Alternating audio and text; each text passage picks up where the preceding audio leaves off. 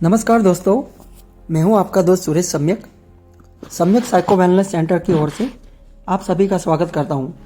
दोस्तों, आज हम एक महाभारत की कृष्ण और उद्धव के बीच जो बातचीत हो रही है उसके एक प्रसंग को जानने की कोशिश करेंगे। प्रसंग काफ़ी रोचक है, तो मुझे लगा कि मैं आपके साथ शेयर करूं। इसमें बहुत बड़ी सीख सीखने को मिलेगी, वो भी हम देखते हैं कि क्या है। तो इन दोनों के बीच में वार्तालाप हो रहा है, कृष्ण और उद्धव जी के बीच में। तो उद्धव जी कृष्ण से प्रश्न पूछ रहे हैं।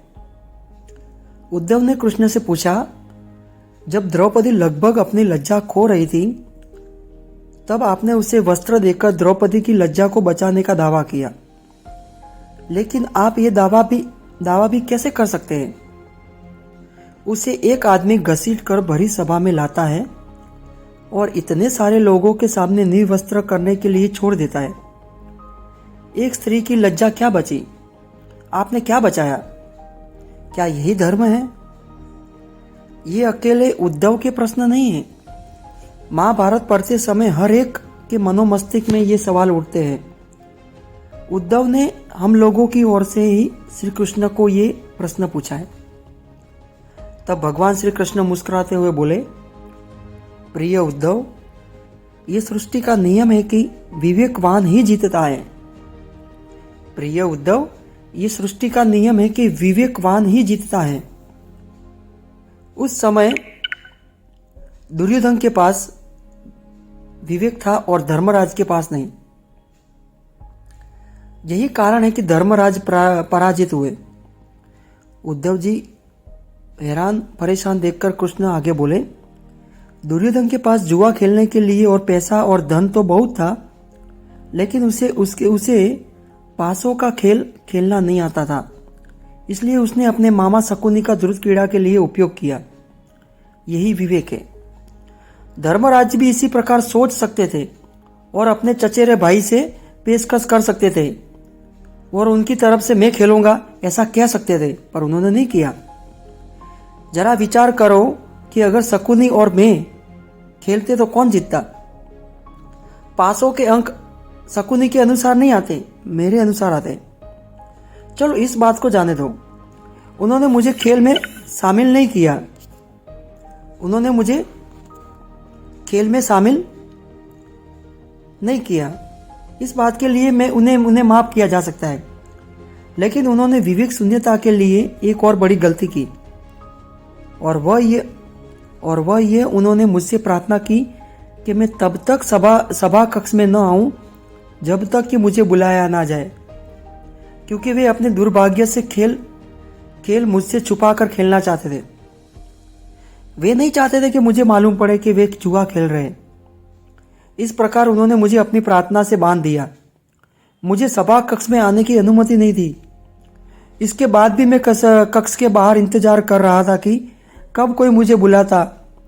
भीम, अर्जुन, नकुल और सहदेव सब मुझे भूल गए, बस अपने भाग्य और दुर्योधन को कोसते रहे। अपने भाई के आदेश अनुसार जब दुशासन द्रौपदी को बाल पकड़कर घसीटता हुआ सभा कक्ष में लाया तो द्रौपदी अपने सामर्थ्य के अनुसार जूझती रही। तब भी उसने मुझे नहीं पुकारा। उसकी बुद्धि तब जागृत हुई जब दुशासन ने उसके निर्वस्त्र करना प्रारंभ किया। जब उसने स्वयं पर निर्भरता छोड़कर हरि हरि अभयम कृष्णम अभयम की गुहार लगाई, तब मुझे उसके लज्जा की रक्षा करने का अवसर मिला। जैसे ही मुझे पुकारा गया, मैं बिना विलंब किए पहुंच गया। अब इस स्थिति में मेरी क्या गलती है, बताओ? उद्धव बोले, हे कान्हा, आपका स्पष्टीकरण प्रभावशाली अवश्य है, किंतु मुझे पूर्ण संतुष्टि नहीं हुई। क्या मैं एक और प्रश्न पूछ सकता हूं? कृष्ण की अनुमति से उद्धव ने पूछा। इसका अर्थ यह हुआ कि आप तभी आओगे जब आपको बुलाया जाएगा। क्या संकट से घिरे भक्त की मदद करने आप स्वयं नहीं आओगे? कृष्ण मुस्कुराते हुए बोले, उद्धव, इस सृष्टि में हर एक का जीवन उसके स्वयं के कर्म फल के आधार पर संचालित होता है। न तो मैं इसे चलाता हूं और न ही इससे मैं कोई हस्तक्षेप करता हूं। मैं केवल एक साक्षी हूं। मैं सदैव तुम्हारे नजदीक रहकर जो हो रहा है उसे देखता हूं। यही ईश्वर का धर्म है। वाह वाह, बहुत अच्छा कृष्ण। तो इसका अर्थ ये हुआ कि आप नजदीक खड़े रहकर हमारे सभी दुष्कर्मों का निरीक्षण करते रहोगे। हम पाप पर पाप करते रहेंगे और आप हमें साक्षी बनकर देखते रहेंगे। आप क्या चाहते हैं कि हम भूल करते रहें, पाप की गठरी बांधते रहें और उसका फल भुगतते रहें? उलाहना देते हुए उद्धव ने पूछा कृष्ण से। तब कृष्ण बोले, उद्धव, तुम शब्दों के गहरे अर्थ को समझो।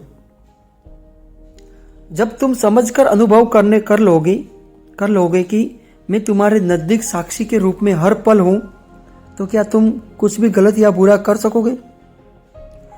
तुम निश्चित रूप से कुछ भी बुरा नहीं कर सकोगे। जब तुम ये भूल जाते हो और ये समझने लगते हो कि मुझसे छुपकर कुछ भी कर सकते हो, तब ही तुम मुसीबत में फंसते हो। तब ही तुम मुसीबत में फंसते हो जब तुम मुझसे छुपकर कुछ करने लगते हो। दोस्तों, कहने का मतलब क्या है? कृष्ण क्या कह रहे हैं? जब हम कृष्ण को भूल जाते हैं ना, तब हमारे अंदर जो मनोवृत्तियां होती है, जो पाप की वृत्तियां होती है, वो हम पे हावी हो जाती है और हम वो पाप करने के लिए विवश हो जाते हैं। फिर वो पाप इतना बढ़ जाता है ना, तब हम पुकारने लगते हैं, हे कृष्ण, हे मधुसूदन, हे कृष्णया। तब हम भगवान को याद करते हैं। पर हम जब पाप कर रहे होते हैं तब याद नहीं करते। हम पाप में फंस जाते हैं ना पूरी तरह से, तब याद करते हैं। दोस्तों, अगर हम सही तौर से अगर हर पल उन हरि का सिमरण करते रहे और हर पल ये याद रखते रहे कि अच्छा कर्म करना है, बुरा कर्म का साथ नहीं देना है और विवेकवान रहकर कार्य करना है, जागृत होकर काम करना है, तो हमारे जीवन में इतनी तकलीफ नहीं आएगी जितनी अभी आती है।